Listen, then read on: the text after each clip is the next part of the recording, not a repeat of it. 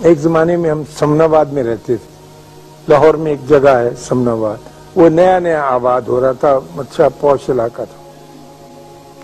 وہاں ایک be be آ کے رہی، ایک بڑی خوبصورت بہت ہی ماڈرن قسم کی ایک بیوہ عورت، بڑی نو عمر، اس کے 2 بچے تھے.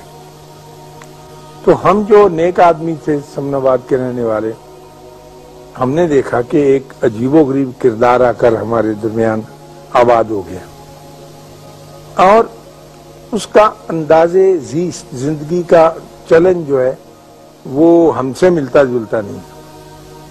کیونکہ ایک تو وہ بہت اعلیٰ درجے کے نہایت خوبصورت کپڑے پہنتی تھی، پھر اس کی یہ خرابی تھی کہ وہ بڑی خوبصورت لڑکی تھی، پھر اس میں تیسری خرابی یہ تھی کہ اس کے گھر کے آگے سے گزرو تو خوشبو کی لپٹیں آتی تھی، وہ سینٹ فریلی استعمال کرتی تھی، وہ جو سپرے نہیں ہوتا.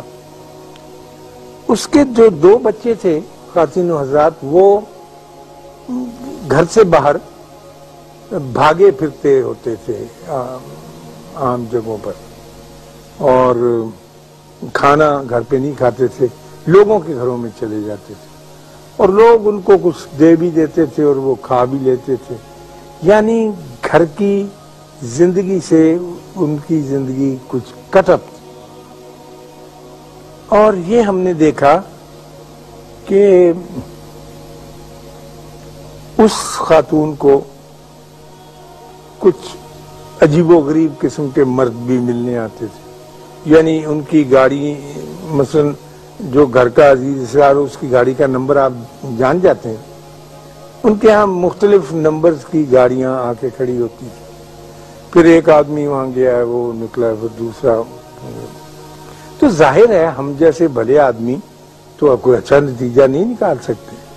وہ ان کے بارے میں ہم ایسا ہی رویہ تھا جیسا اب آپ کو میں یہ کہانی سنا رہا ہوں، تو آپ کے دل میں بھی لا مالا یہی خیال آتا ہے کہ ایسے لوگ.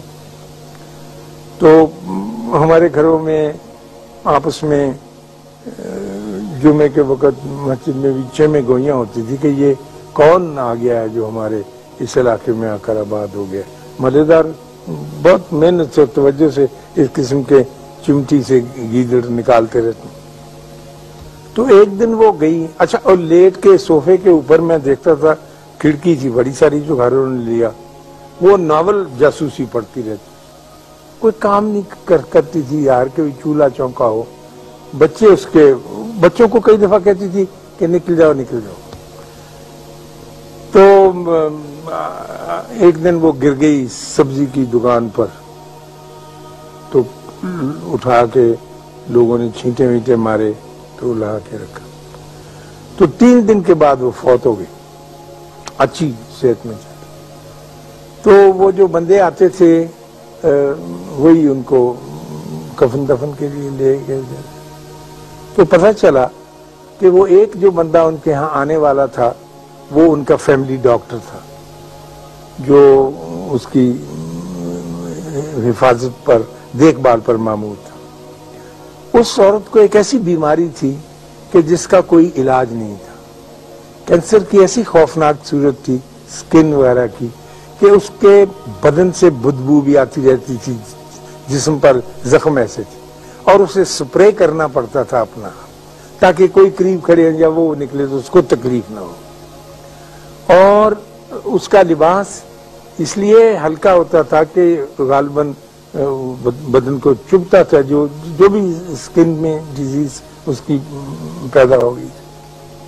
دوسرا اس کے گھر آنے والا اس کا وکیل تھا، جو ہر دوسرے دن آتا تھا، جو اس کی نگہبانی کرتا تھا اس کے حقوق کی، اور جو اس کا خاوند مقرر کر گیا تھا جو اس کے پیسے لا کے دینے.